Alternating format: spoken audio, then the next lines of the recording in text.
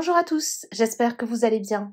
On se retrouve aujourd'hui pour une vidéo sur Nabil qui clash très fort Samzira après sa venue dans le dernier numéro d'Aja. En effet, dans sa dernière émission, Samzira, accompagné de ses chroniqueurs, sont revenus sur les dernières infos concernant l'affaire de sorcellerie de Carla Moreau. À cette occasion, Nabil Flix était invité sur son plateau. C'est la première fois que Sam invitait le blogueur avec qui il était en froid. Nabil l'avait d'ailleurs clashé à plusieurs reprises sur ses réseaux sociaux. Apparemment, les choses ne se sont pas du tout passées comme prévu sur le plateau d'Aja et Nabil est furieux contre Sam. Il le clash fort et raconte en détail tout ce qu'il s'est passé. N'hésitez pas à vous abonner à la chaîne si ce n'est pas déjà fait et à liker et commenter cette vidéo pour me soutenir. Merci beaucoup et à très vite pour une nouvelle vidéo. Bon, par où commencer la famille? Déjà, en fait, dès les premières secondes, quand j'arrive, on cherche à me mettre mal à l'aise en diffusant donc du coup des extraits de stories que j'ai faites, des petits bouts là, des petits bouts là, des petits bouts là, coupé pile là, et hop. Donc on croit me mettre à mal comme ça, sauf que pas du tout. C'est moi qui ai proposé à Sam, enfin je lui ai dit qu'on pouvait pas faire semblant et pour ma communauté et pour la sienne, et il était complètement d'accord avec cette idée de régler nos comptes directement sur le plateau, puisqu'il n'avait jamais pris la peine de me répondre, que ce soit en message privé ou à mes stories. Sauf que pas du tout. Vous connaissez votre gars, tu vas pas me mettre mal à l'aise comme ça. Donc je lui dis attends, laisse-moi recontextualiser les choses, parce que dit comme ça, c'est vrai que je passe pour un fou.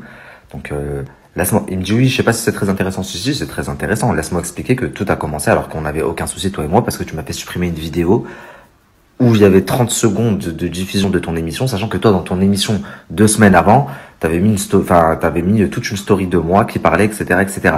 Et sans m'envoyer de message, sans rien, t'as juste fait supprimer une vidéo sur laquelle j'avais énormément travaillé, moi et mes chroniqueurs, de l'investissement de temps et d'argent. Un plateau, c'est pas donné. Faire venir tous les chroniqueurs et les invités, c'est pas donné, mais tu t'es fait un malin plaisir de faire sauter la vidéo. Donc c'est de là que nos problèmes partent. Pareil, je lui ai expliqué que après qu'on se soit eu au téléphone, je lui ai envoyé un message qui était pourtant très bienveillant. Il m'a lâché un vu. Enfin, je lui explique en fait tout ce que je lui reproche. Il traite souvent des sujets que je sors sans jamais me citer un blogueur, et pire encore, il me diffame dans ses plateaux en souvent me faisant porter le mauvais rôle. Donc au bout d'un moment, tu peux pas dire je ne comprends pas pourquoi tu m'aimes pas. Enfin, je suis juste humain en fait.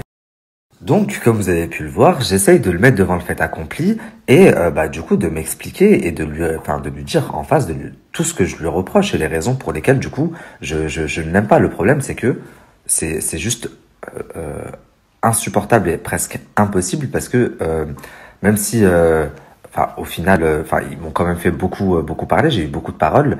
Je peux jamais aller au bout de mon raisonnement. Je suis constamment coupé. Dès que il sent que je veux arriver à un point, quelque chose que je vais lui reprocher, boum, on va me couper. On va rebasculer sur un autre sujet. J'essaie de revenir dessus. On me pose une autre question derrière. Il y a des fois, j'ai même pas fini la réponse de la question précédente, mais comme il voit que ma réponse est bien cohérente, etc., il l'enchaîne sur une autre. Enfin, c'est vraiment incroyable ce qui s'est passé tout à l'heure. Quand je regardais les images, je me disais mais non, là, tête reposée, pas à jeun. J'avais envie de faire un retour arrière. Donc en fait, ce qui s'est passé, c'est que les 4 personnes en plateau avaient préparé une émission dès lors que j'avais confirmé. Enfin, tout était préparé, non pas pour traiter le sujet, l'actualité et avoir des vérités, mais simplement pour faire perdre la face à Nabil El Moudni. Mais on ne fait pas perdre la face aussi facilement. J'espère que vous l'avez bien compris. Donc de base, moi, quand il m'appelle, il me dit c'est pour parler de l'histoire de Carla. Donc on discute un petit peu, puis je lui dis ce serait bien qu'on s'explique, tout simplement. Il me dit ok, alors on va faire un truc que j'ai jamais fait, le machin sans tabou, 15 minutes, et puis ensuite on passe au truc de Carla. Mais ils s'y sont pas tenus. Ils s'y sont pas tenus parce qu'encore une fois, le but n'était pas de traiter l'actualité, mais de me faire perdre la face. Vous êtes incroyable. Non, vraiment, vraiment. Qu'est-ce que ça a à voir dans l'actualité, dans le sujet de Carla ou dans nos conflits à lui et moi, de me dire t'es payé. À ce point, ta frustration est grande. Écoute, tu étais très très proche de Magali, ok. Tu as essayé de tirer profit un maximum de ses contacts. Quand à un moment donné ça l'a plus fait, tu t'es retourné contre eux. N'est pas la haine comme ça. Enfin, ça n'avait rien à voir dans le sujet. Tu vois, de même que Marc et Nadé. Et Marc et Nadé, du coup, et t'as pas parlé d'eux. Et quand je vous démontre et que je vous dis, va sur Internet, machin, ouais, mais du coup, et c'est tes amis. Mais quel est le rapport avec Carla? Et quel est le rapport avec nos conflits à toi et moi? Et par contre, quand moi, j'essaie de te mettre devant le fait accompli de quoi que ce soit et des choses qui sont en rapport, on me dit, ce n'est pas le sujet. Mais quel est le rapport? Mais ce n'est pas le sujet. Mais vous me bombardez de questions qui n'ont ni queue ni tête, un coup de là, on passe du coq à l'âne, je n'ai pas fini de répondre une question que vous m'avez déjà fait enchaîner. Enfin, vous que moi, mon raisonnement, en fait, il avait un rapport parce que j'essayais juste de lui faire comprendre que là, tout de suite, en live, devant tous les téléspectateurs, moi, contrairement à ce que, je pouvais vraiment lui faire perdre la face, contrairement à ce que lui, il essayait de faire avec moi. Parce que j'avais un audio de lui qui se dit défenseur du peuple, qui date d'il y a quelques temps, juste un peu avant qu'il commence à faire à dénoncer les placements de produits, les influenceurs, etc., où il se rapproche de Magali, il va au resto avec elle, il lui demande en gros de lui arranger un rendez-vous avec telle personne de W9 parce qu'il souhaiterait revendre sa boîte de production, il voudrait la revendre à Banijé, sauf que chez W9 ils ont un peu le mauvaise contre Sam par rapport à une vidéo qu'il avait faite, donc il s'excuse. Suite à ça, il lui envoie un vocal, il lui dit regarde là j'ai traité le sujet mais j'ai pas parlé de ça, tu pourras leur dire, etc., etc. Donc c'était très très hypocrite parce que s'il y a quelques années de ça, ils auraient accepté de te racheter ta boîte, qu'est-ce que tu ferais là et tu serais où? Dis-moi. Tu continueras à faire des émissions, mais pour eux. Comment oser me dire à moi, donc, ton silence a un prix, etc. Puisque, en fait, c'est pas mon silence à un prix. Il faut bien que je bouffe. Je me démerde. Je travaille comme je peux. Toi-même, si tu aurais pu revendre ta boîte de production à Banijé, tu l'aurais fait. Donc, c'est drôlement hypocrite. En fait, que quelqu'un qui ne soit pas dans le milieu, à la limite, et cette cogite, je peux le comprendre. Mais toi, enfin, vraiment. Donc, je peux pas aller au bout de mes pensées. À plusieurs reprises, on cherche à me faire dire des trucs. Je suis en train d'avoir un discours, donc je parle de quelque chose, et là d'un coup on me dit, donc ça veut dire que tu veux faire ça? Enfin, on cherche à me faire dire des trucs qui n'ont rien à voir. Je suis en train d'aller dans une direction, on me fait aller dans une toute autre direction. Exemple, je suis en train d'expliquer un truc à Sam, il me dit, donc t'aurais voulu que je sois ton mentor? Enfin, mais qui a dit ça? Ça sort de ta tête. Et à plusieurs reprises dans l'émission, que ce soit l'autre en noir à côté de moi, je sais plus comment il s'appelle. Ouais. Je lui dis, mais non, mais ça sort de ta tête. Enfin, ne me fais pas dire ce que je n'ai pas dit au bout. Dites-vous la famille, comme je vous ai dit, ça fait plus d'1 heure que je suis en live en train de débiter, que je suis assailli de questions de 4 personnes, de tous les côtés, ça part dans tous les sens.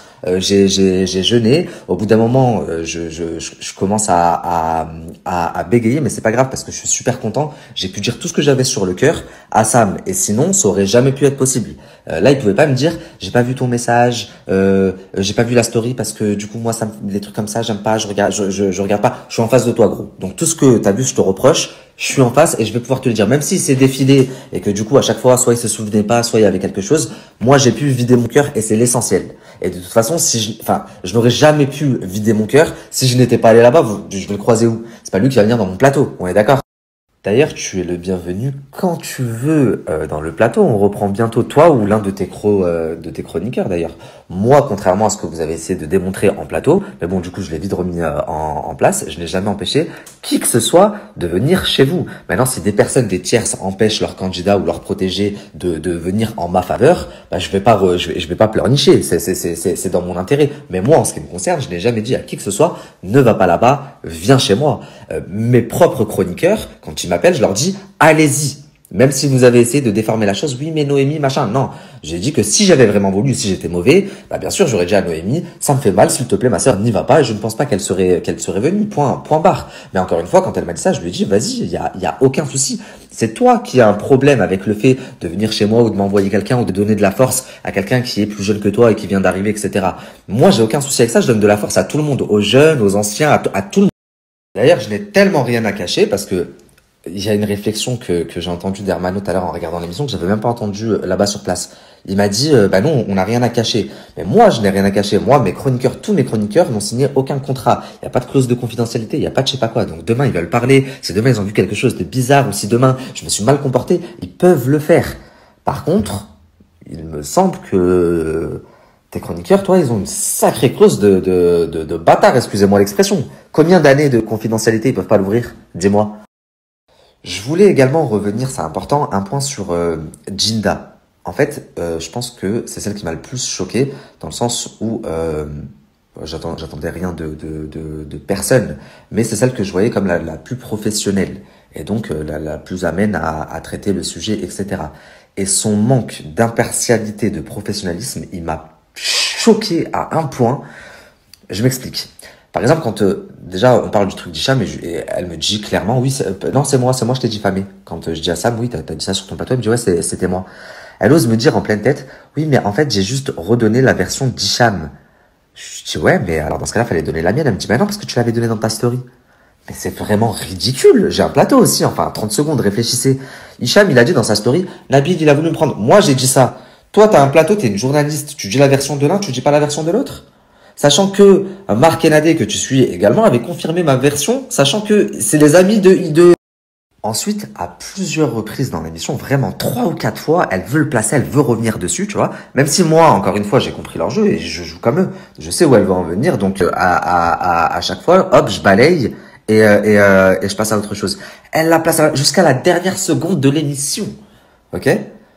Elle a voulu placer et faire comprendre en gros que les gens se disent c'est quelqu'un qui a pas d'honneur. Donc jusqu'à la fin, la seule chose qu'elle a retenue quand j'ai dit que ma famille, ma sœur, ma mère, j'avais reçu des photos, ma famille avait été menacée, j'avais dû faire le nécessaire, nous protéger, enfin nous isoler, etc., etc. La seule chose qu'elle a retenue, c'est quoi? À chaque fois, elle revient, elle me dit attends, je veux juste revenir sur ta mère et ta sœur, ta mère et ta sœur.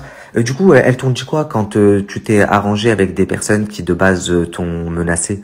Bah, bismillah, demande-moi si elles vont bien, si les menaces, il y a une menace qui a abouti, s'il y a quelqu'un qui leur a fait du mal, si ça s'est arrêté à des menaces, demande-moi comment ça s'est passé au final pour...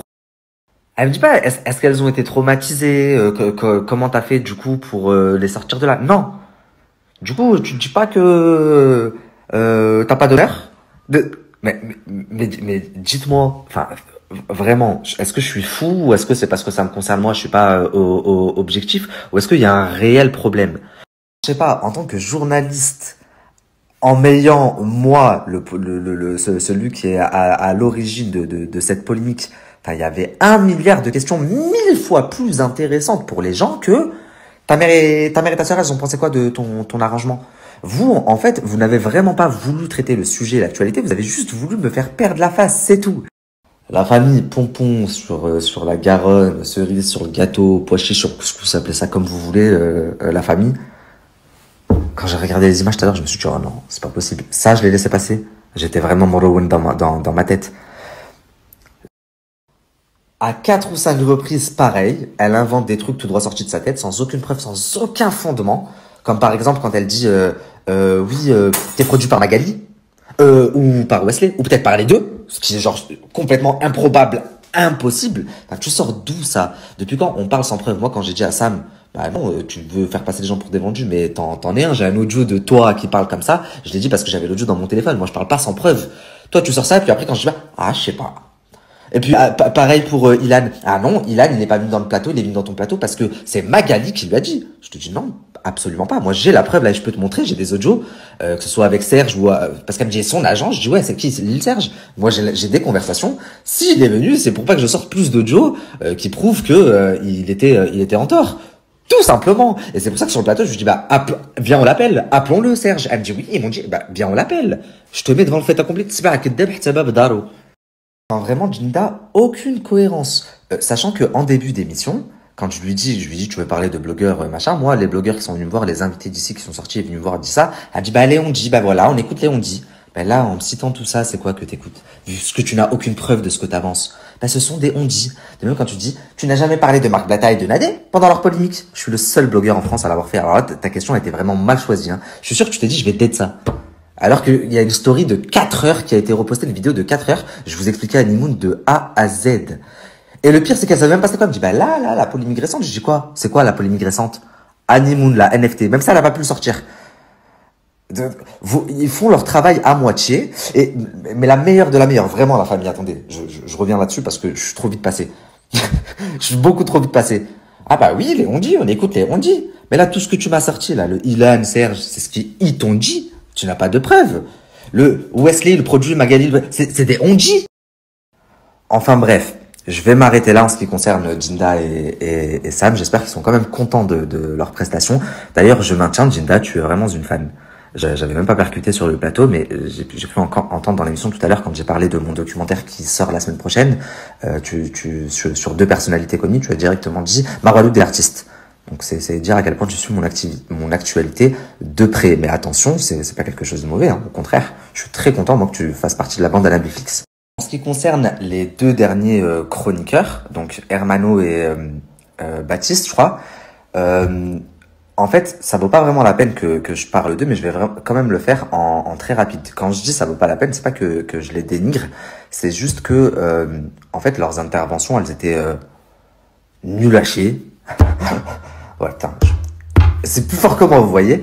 Mais enfin vraiment, c'était pas constructif. Même quand je parlais avec eux, notre débat, il n'était pas intéressant. Donc en vrai, il y a pas grand chose à dire. Mais j'ai quand même relevé deux, trois trucs. Donc pour commencer, je vais commencer par Hermano. Je l'ai trouvé vraiment très hypocrite parce que je me rappelle de quelques temps, enfin c'est encore récent, on peut trouver des vidéos sur tout internet où on le voyait avec Magali en train de danser, de faire des grandes stories, ma chérie, tu es la meilleure, tu es le machin, etc. Et là, il osait me dire en pleine tête, t'es financé par Magali, t'es payé par Magali, t'es payé. Non mais c'est pas parce qu'ils n'ont pas voulu, ils n'ont plus voulu de toi et qu'ils ne t'ont pas que ça doit te rendre comme ça. Moi, je savais même pas qu'il avait les réseaux, ce mec. La première story que j'ai vue de lui, c'est parce que justement, il a fait une story en pétant les plombs parce que W9 avait donné une émission à Aïssa, que j'aime beaucoup et qui était avec lui dans Les Princes et Princesses aussi. Et elle avait fait une story où elle avait dénigré un petit peu le programme, Alix, etc. Et la chaîne a quand même décidé de lui donner une émission après ça. Et lui, il a pété les plombs parce qu'ils l'ont plus rappelé. Donc il a dit, Aïssa, elle a parlé sur vous et vous lui donnez une émission. Et moi, j'ai toujours été réglo et vous me rappelez pas. Bah, ça s'appelle le talent. Eh oui, faut jauger. La chaîne, elle fait. Elle va toujours au meilleur, hein. Enfin, elle va toujours faire au mieux pour dans ses intérêts. Donc je pense que sa frustration à lui, elle lui a vraiment fait dire n'importe quoi. Hier, il a osé me dire l'honneur sous les chaussettes, je sais pas quoi, mais c'est ton honneur à toi, poteau. T'es parti manger de l'argent avec eux quand ils t'ont t'as commencé à cracher sur eux. Et en plus de ça, dès les premières minutes, à partir du moment qu'il a dit moi je vois une voyante régulièrement, son avis ne m'intéressait même plus. Vous voyez à quel point on banalise certaines choses, c'est incroyable.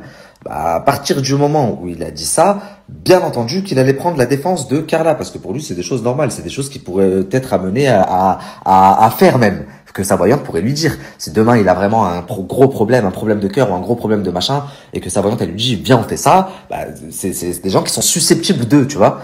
Donc dès qu'il a dit oui, moi ça m'est arrivé plusieurs fois d'aller voir, hop, ton avis, son avis ne m'intéresse. Et pour finir, mais vraiment là, la famille, là c'est moi qui est frustré. Là c'est moi qui est frustré, je veux remonter en arrière. Parce que j'aurais dû me renseigner. Parce qu'en plus il m'a dit il y aura un TikToker, je sais pas quoi, mais j'ai pas qu'à là. J'aurais dû me renseigner sur la personne. Donc là la famille, dites Wallah, j'ai reçu tous vos messages là, je vais en poster juste après. J'ai laissé un pointeur de 26 piges, qui se tape une meuf de 14 ans ou de 15 ans, me dire à moi ce qui est bien et ce qui est pas bien. Donner son avis et me juger. Je vais laisser. Oh, mais c'est incroyable. Mais c'est incroyable. Elle, c'est la fin du monde quand je vous l'ai dit. Je vous ai dit, donc là, ceux qui se sont mis juges et qui ont voulu faire mon procès, il y en a un qui pratique comme Carla, enfin qui a une voyante récurrente, et l'autre c'est un pointeur. C'est quoi qui te plaît chez elle, frérot? Tu devrais avoir honte. Oh, c'est ça que vous mettez en avant? C'est quoi? C'est poupées? Les tables de multiplication? Je comprends pas. Et ce mec-là, il a dit quoi? Il m'a dit à moi. Mais t'as pas de dignité. Ta société de presse, elle traite des informations de personnalités publiques qui des fois empiètent dans leur vie privée. Alors c'est vrai, c'est que t'as pas de dignité. Ah ben oui, mais toi t'as une vraie dignité, toi. T'es parti aborder une gamine de 14 ans en lui disant j'ai une agence, viens, je m'occupe de ton TikTok, et au final tu t'es occupé de ses fesses. Non mais c'est le monde à l'envers. Et c'est toi qui dis à moi ce qui est bien, et ce qui est pas bien, et ce qui est digne et ce qui est indigne. Non mais Wallah, la famille, j'ai reçu des centaines de messages comme ça de gens indignés, mais je savais pas. Ouais, vous me connaissez, vous avez bien vu. Imaginez-vous si j'avais ça en connaissance. Et lui, il ouvre sa bouche à côté, il fait le fou. Mais vous êtes des malades. Ah ouais. Alors, elle était belle l'émission là. Ah ouais. Enfin bref, je vais simplement m'arrêter de lui donner juste un brin de force de plus. Pour moi, c'est des gens qui méritent absolument pas de force et d'être mis en avant. Et pour le coup, donc ce que lui a essayé de dire à mon sujet, je te le renvoie, mais fort. Qu'est-ce que j'allais dire? Pour terminer la famille, vraiment comme ça, on clôt là-dessus. Une dernière chose que j'ai trouvé vraiment pas professionnelle, et du coup je vais retirer quelque chose que je vous avais dit dans ma story il y a quelque temps. Je vous avais dit, rappelez-vous, même si j'étais très énervé contre Sam, que son émission était meilleure que la mienne, qu'il avait 10 ans d'expérience de plus. Alors je retire complètement. Il a même fait quelque chose de très grave, c'est-à-dire qu'il a omis volontairement de me dire qu'il y avait Danae dans l'émission. Ok? Et s'il me l'avait dit, bah soit je ne serais pas venu, soit il l'aurait décommandé, parce que c'est deux histoires complètement distinctes. Et en faisant ça, tu nous associes et tu nous mets dans le même lot exactement comme le Parisien. Et je t'ai demandé à plusieurs reprises, et j'ai demandé à plusieurs reprises, que ce soit à toi ou à ton assistante, qui est-ce qu'il y aura? Quel sujet est traité? Personne ne m'a dit qu'il y avait Danae. Ça, c'est quelque chose que je ne pourrais jamais faire, tu vois. Prendre mes invités en traître comme ça. Donc ça, c'est une chose. Ensuite, la seconde des choses, tes émissions sont vraiment malveillantes. Et là, j'ai pu le constater par moi-même. Vous pouvez aller voir toutes mes émissions. Je vous mets au défi d'en sortir une avec autant de malveillance, que ce soit de ma part ou de celle de mes chroniqueurs, que la sienne. Wallah, la famille, c'est pas parce que j'ai vu de mes propres yeux. Vraiment, je suis choqué. Ilan, qui est venu dans mon plateau 2 jours après avoir dit publiquement sur TPMP que j'étais un malade, un fan, je sais pas quoi. Vous savez ce que j'ai fait?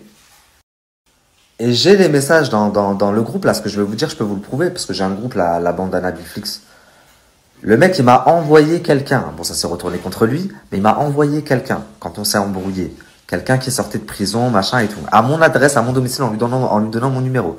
On s'est retrouvé à TPMP, j'ai donné ma version, le lendemain il est venu, il a essayé de me faire passer pour un gros mytho. Et pourtant, 2 jours après, il est venu faire mon plateau. Autant vous dire que j'avais une haine contre lui. Et vous savez ce que j'ai fait? Il y avait 4 chroniqueurs. Les 4 chroniqueurs voulaient le démonter. Maïsan, elle m'a dit, moi, par rapport à ce qu'il a fait, une mineure, les meufs, machin, patati, faut que je le remette à sa place. L'autre, elle m'a dit, moi aussi. Il y a 2 chroniqueurs. Je leur ai dit non.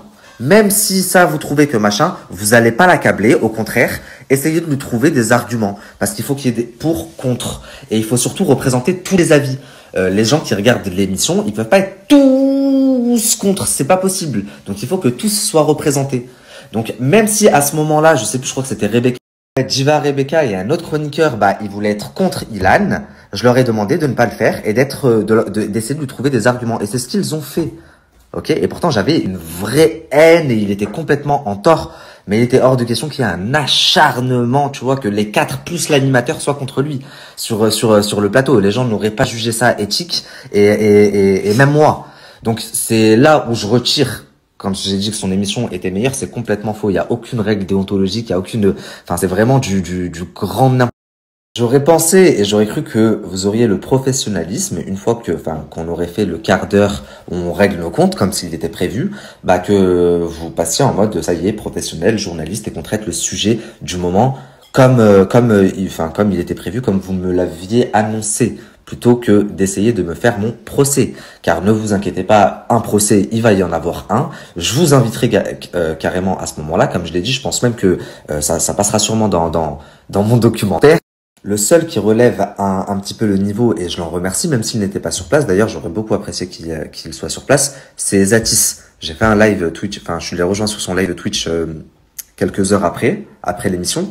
Et même si on n'était pas, même si on n'était pas d'accord sur tout, même si on avait des désaccords, le débat était constructif. Les critiques, les conseils, les rappels qui donnaient étaient tous fondés avec une véritable façon de penser derrière, avec des justifications, j'ai même senti énormément de bienveillance. Et même après, quand on s'est appelé après en privé, il était vraiment dans la quête d'avoir des réponses pour comprendre peut-être certaines démarches et etc. Et non pas dans le jugement, dans l'intention de faire un procès. Donc vraiment, merci Zatis, tu relèves le niveau de cette équipe, mais grandement. À mon sens, en tout cas, ce n'est que mon